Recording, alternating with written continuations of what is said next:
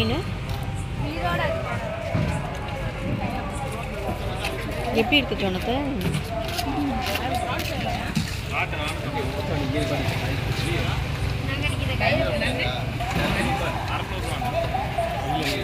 எது அங்கே இருக்கா?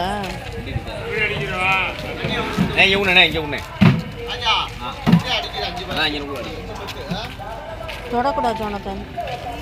இந்த மீன் இருக்குல்லம்மா, இந்த மீன் இருக்குல்ல, அது எப்படின்னா இப்படி ஃபஸ்ட்டு இப்படி போயிட்டு ஃப்ரீடம் தான். அப்புறம் என்ன பண்ண இப்படியா மாதிரி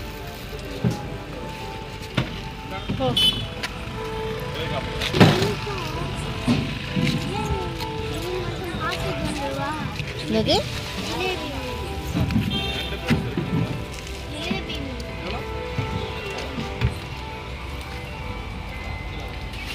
நெய் மீன் 2 கிடக்கு பெருசு. போங்க போ.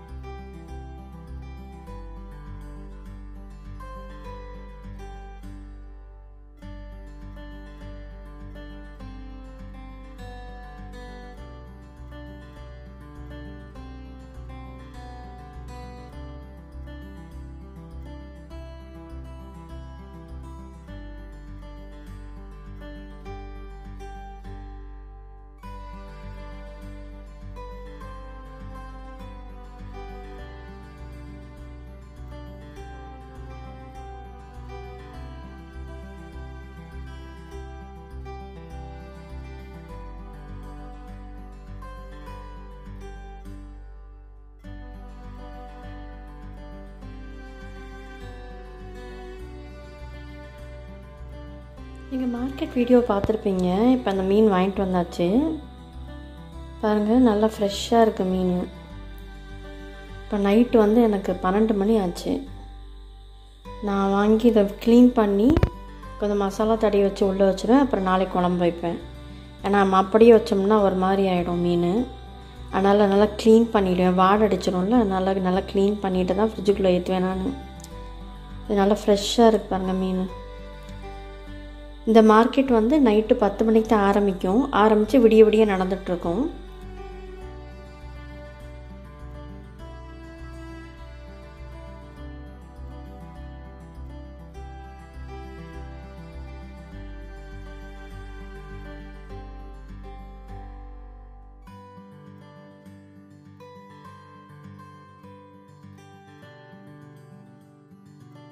பாருங்கள், தண்ணி பாருங்கள் எவ்வளோ ரெட்டிஷாக இருக்குது.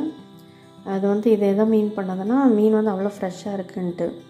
ஃப்ரெஷ்ஷாக இருக்கிற ஃப்ரெஷ் இல்லாத மீன் வந்து இப்படி இருக்காது. அது ஒரு மாதிரி கலங்கலாக இருக்கும். மீன் அவ்வளோ ஃப்ரெஷ்ஷாக இருக்குது.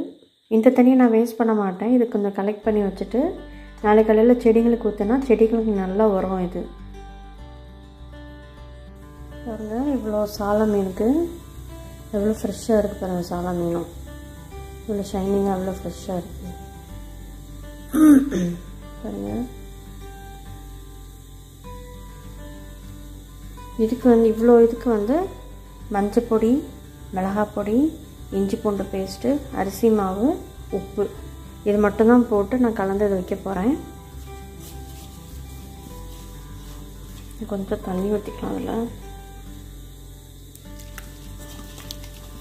தண்ணி ஊற்றி ரெடி பண்ணிட்டேன். சரி மீனை போட்ட வேண்டியதான். 50 ரூபாய்க்கு இவ்வளோ மீன் கொடுத்துருக்காங்க பாருங்க. எங்களுக்கு அந்த மீனே போதுமானது தான். இது 50 ரூபான்னா சீப்பாக இருந்துச்சு சொல்லி தான் நான் இதுவும் வாங்கிட்டோம். இது நாளை கழித்து சாம்பார் சாதத்துக்கு வச்சு சாப்பிட்டா நல்லாயிருக்கும். இது ஊற தான் மீன்லாம் நல்லா டேஸ்ட்டு கொடுக்கும் நமக்கு. அப்போதே கரம் மசாலா ஆட் பண்ண மறந்துட்டேன். நல்லா கரம் மசாலா கொஞ்சம் மிளகாப்பொடியும் சேர்த்து போட்டிருக்கேன். பத்தில் நல்லா சேர்த்து போட்டு திரும்ப பிணைச்சி ஊற வைக்க வேண்டியதான். ஹாய் ஃப்ரெண்ட்ஸ், நேற்று நம்ம மீன் மார்க்கெட் போனோம்ல, அந்த மீன் குழம்பு இன்றைக்கி செய்யணும்ல, அதுக்காண்டி நான் எல்லாம் ரெடி பண்ணி வச்சுருக்கிறேன். மீன் குழம்புக்கு வந்து இது ஃப்ரை பண்ணும்போது இந்த வெங்காயம் யூஸ் பண்ணுறதுக்காண்டி கட் பண்ணியிருக்கேன்.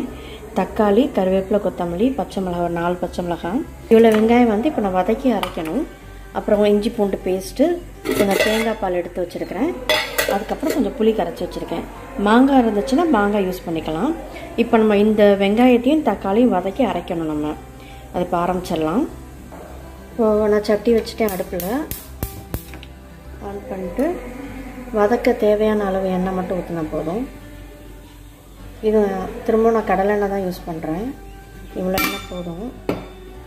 ஒரு 2 டீஸ்பூன் போட்டிருப்பேன். இப்போ இதில் வந்து இந்த வெங்காயத்தை நம்ம போடணும். எண்ணெய் காயத்துக்கு முன்னாடி போட்டேன்னா கொஞ்சம் தெரிக்காமல் இருக்கனால இப்போமே போடுறேன்.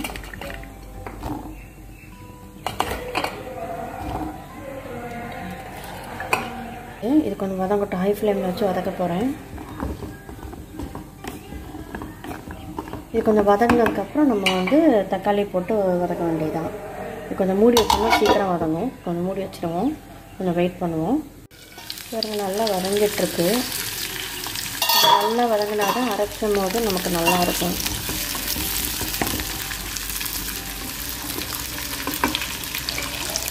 வதங்கட்டும். பாருங்க, நல்லா வதங்கிடுச்சு. நல்லா வதங்கிச்சு. இந்த டைமில் நம்ம தக்காளியும் தூக்கி போட்டுருவோம்.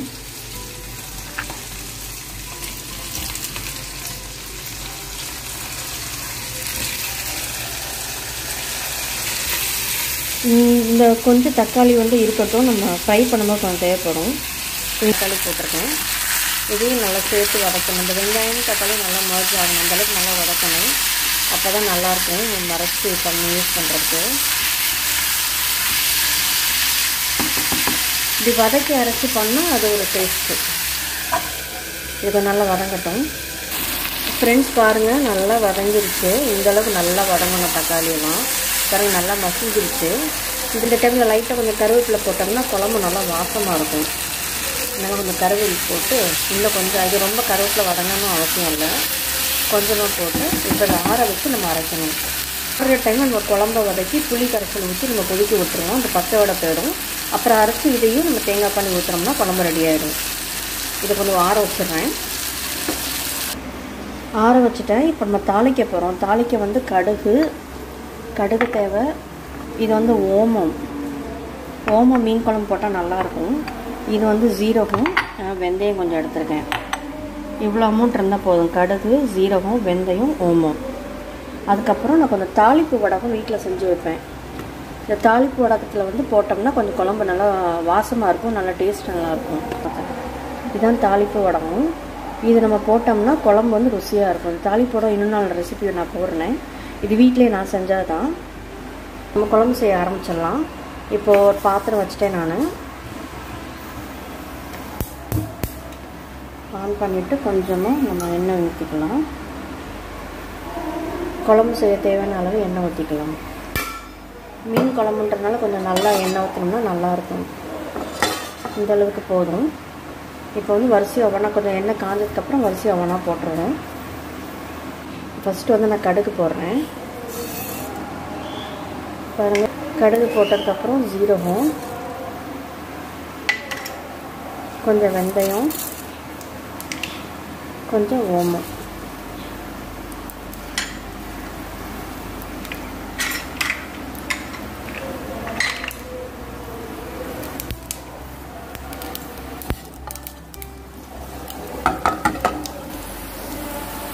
நல்லா பொரிஞ்சிருச்சு. இப்போ வந்து இந்த வெங்காயம் இருக்குல்ல, நம்ம கட் பண்ணி வச்சுருக்கிற வெங்காயம், இதை போட்டுற வேண்டியதான்.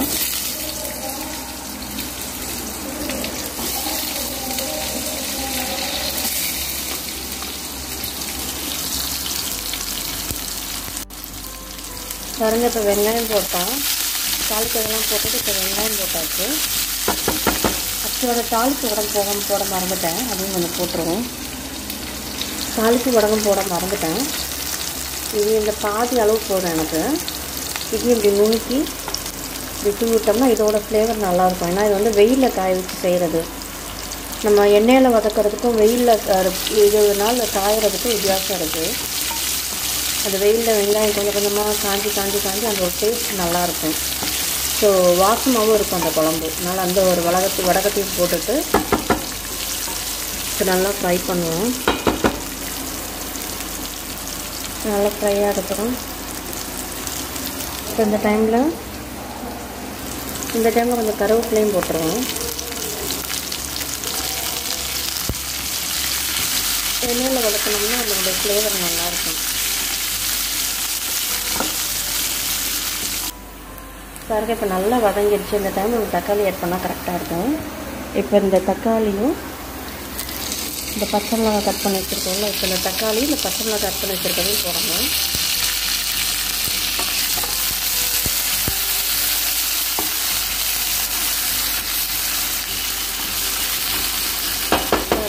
கொஞ்சம் நல்லா வதங்கினதுக்கப்புறம் நம்ம மசாலாவும் இந்த புளி தண்ணியும் போட்டு கொதிக்க வச்சு இந்த பச்சை வாடை போகணும் புளி தண்ணியில். அதுக்கும் நம்ம வந்து வெங்காயத்தை அரைச்சிடலாம். அது ஆறி இருக்கும். அதேமாதிரி அதுக்கப்புறம் அரைச்சி அதை ஊற்றிட்டு தேங்காய் பால் ஊற்றி கொதிக்க வச்சதுக்கப்புறம் மீனை தூக்கி போட்டோம்னா குழம்பு ரெடி ஆகிடும். பாருங்க, இப்போ இது ரெண்டும் நல்லா வதங்கட்டும். அதுக்குள்ளே புளியை கரைச்சி வச்சிடலாம். பாருங்க, நல்லா வதங்கிடுச்சு. இப்போ இதில் கொஞ்சம் மசாலா போட்டு நம்ம புளி தண்ணி ஊற்ற வேண்டியதான். இதுக்கு வந்து வீட்டில் அரைச்ச மசாலா பொடி தான் வச்சுருக்கேன். தேவையான அளவு நம்ம போட்டுக்க வேண்டியதான்.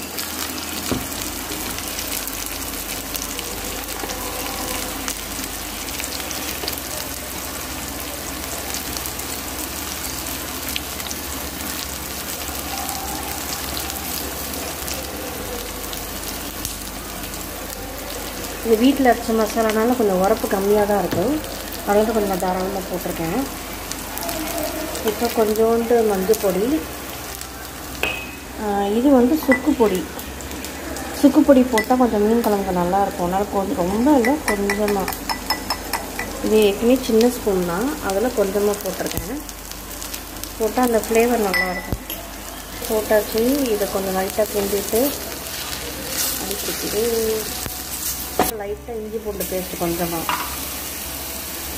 போட்டு டக்குன்னு வதக்கிட்டு பாருங்கள்.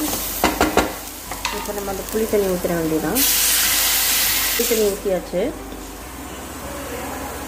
இது நம்ம கொஞ்சம் ஃபாஸ்ட்டாக பண்ணணும்னா அந்த நம்ம பவுடரை தானே போட்டிருக்கோம் தண்ணி ஊற்றாமல், அதனால் அது கொஞ்சம் பிடிச்சிரும்.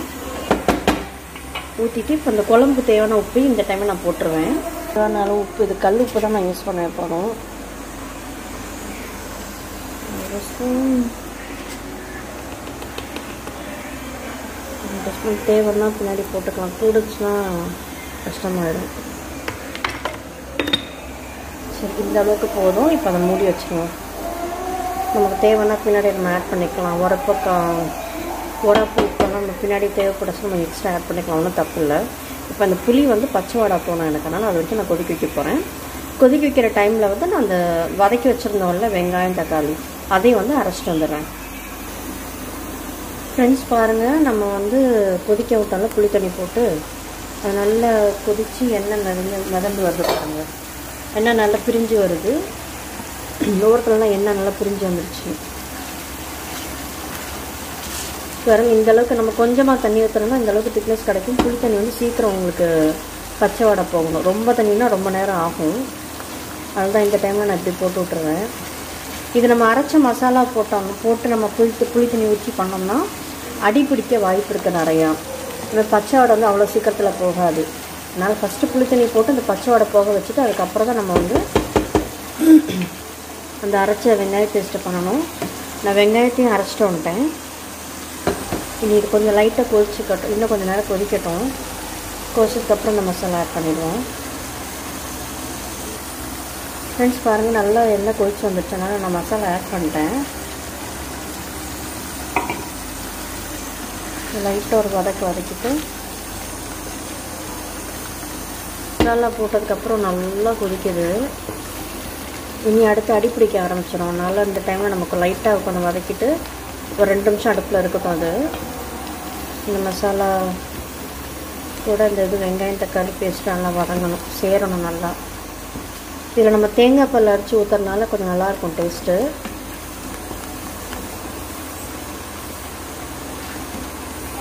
வெங்காயம் இந்த அளவுக்கு இருக்கட்டும். இப்போ நம்ம தண்ணி ஊற்றி விட்ருவோம், ஏன்னா அடிப்பிடிக்க ஆரம்பிச்சிடும். இது நம்ம அரைச்ச இதோட தண்ணி தான், இந்த மிக்சியில் அரைச்ச தண்ணியிலையும் ஊற்றி விட்டுருலாம்.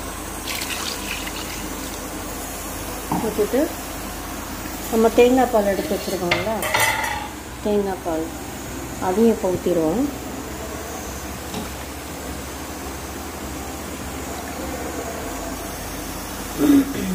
இந்த தேங்காய் தண்ணியெல்லாம் ஊற்றுனதுக்கப்புறம் இது நல்லா கொதிக்கணும். கொதிச்சதுக்கப்புறம் தான் நம்ம க்ளீன் பண்ணி வச்சுருந்த இந்த மீனை தூக்கி உள்ளே போடணும். இது நல்லா கொதிக்கணும். கொதித்து ஓரளவுக்கு நல்லா வரணும்.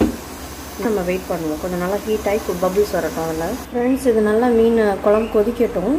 அதுக்குள்ளே நம்ம வந்து மீனை பொரிச்சிடுவோம். அதுக்கு ஒரு பேன் வச்சுட்டேன் நான். இதில் கொஞ்சம் எண்ணெய் ஊற்றி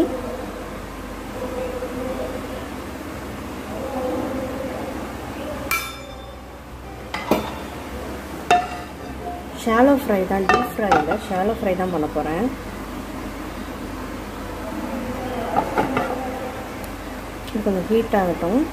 நம்ம நேற்றே நம்ம கழுவி ஊற வச்சாங்கள அந்த மீன் இருக்குது, நெய் மீன். நல்லா புகை வந்துருச்சு. போட்டுடலாம், ஒன்றா தூக்கி போட்டுடலாம்.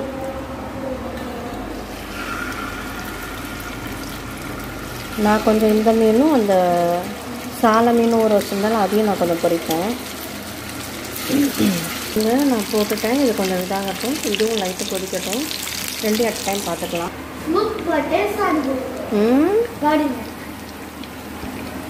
சொல்லு பாப்பா.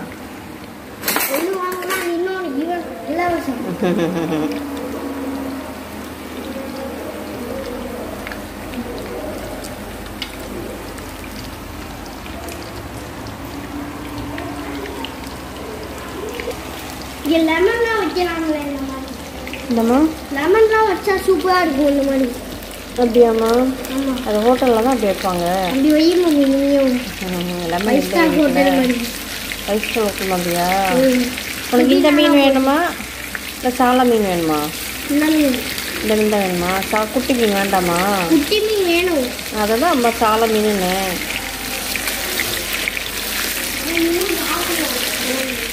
சரிம்மா. என்னம்மா? எடுத்துக்கோங்க. எதை? எங்கேருந்து எடுத்துச்சு தெரியலையே. எடுத்துக்கோ.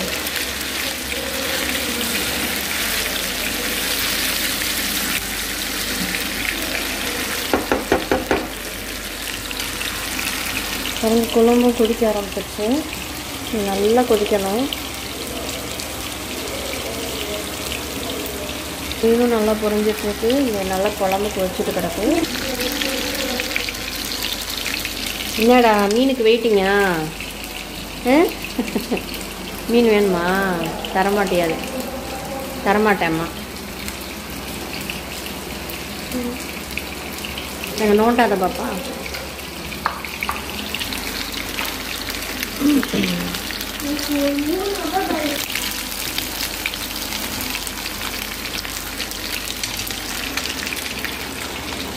இது நைட்டெல்லாம் நல்லா ஊறினதுனால சூப்பர் டேஸ்ட்டாக இருக்கும். இப்போ நம்ம ரெடியாக எடுத்துடலாம். ஒன்றா பாருங்கள், பொரிச்சதெல்லாம் எடுத்தாச்சு. இனி அடுத்த செட்டு போடணும். அடுத்த செட்டு வந்து இந்த மீன் போட மாட்டேன். நம்ம நேற்று ஊற வச்ச சாலை மீன் கொஞ்சம் பொரிக்க போகிறேன்.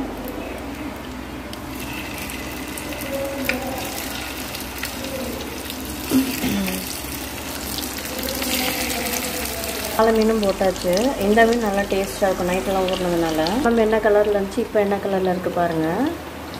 இது அந்த ஓமம் நம்ம அந்த சுக்கெல்லாம் போட்டால் நல்லா டேஸ்ட் நல்லாயிருக்கும்.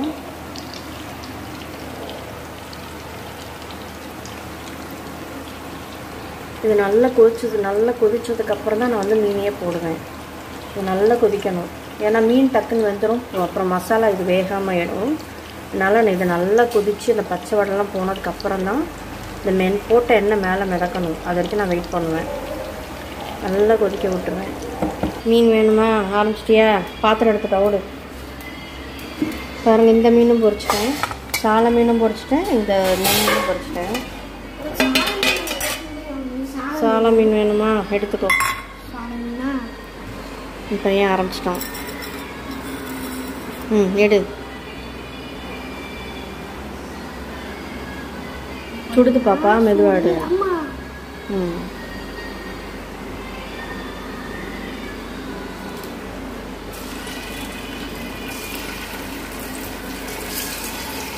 எடுத்துட்டிங்களா? போதுமா? உங்க எடுத்துகிட்டு போங்க மேலே. இன்னும் கொஞ்சம் பொறிக்கிறேன் அம்மா, நீ இப்போ எடுத்துகிட்டு போ, போய் சாப்பிட்டு வச்சுட்டு. சரிம்மா. என் பையன் எடுத்துகிட்டு ஓடிட்டான். நீ அடுத்த ரவுண்டுக்கு வருவார் ஐயா.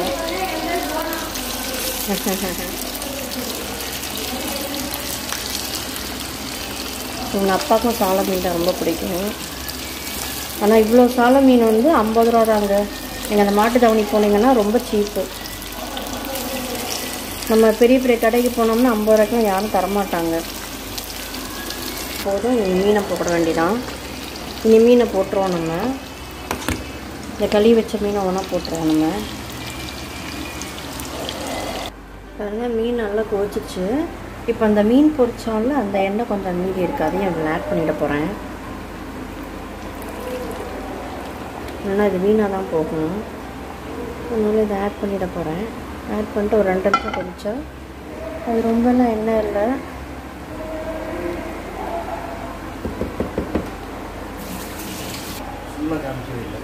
அடுத்த ஆள் வந்தாச்சு.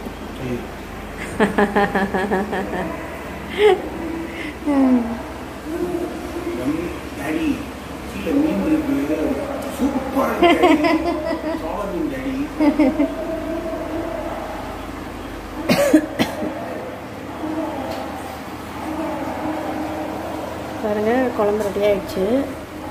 இதை கொத்தமல்லி போட்டு கார்னிஷ் பண்ணி அரைக்கிற வேண்டியதான்.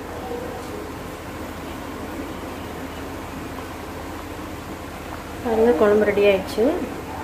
அவ்வளோதான். இதை அப்படியே இந்த கொத்தமல்லியோடு அப்படியே மூடி வச்சிட்டோம்னா பாருங்க கார்னிஷ் பண்ணியாச்சு. நீ இந்த கொத்தமல்லி வாடையோடு அப்படியே நம்ம லாக் பண்ணிட்டோம்னா குழம்பு நல்லாயிருக்கும். அவ்வளோதான், குழம்பு ரெடி ஆயிடுச்சு, மீனும் ரெடி ஆயிடுச்சு, சாதமும் வச்சாச்சு. வாங்க சாப்பிடலாம்.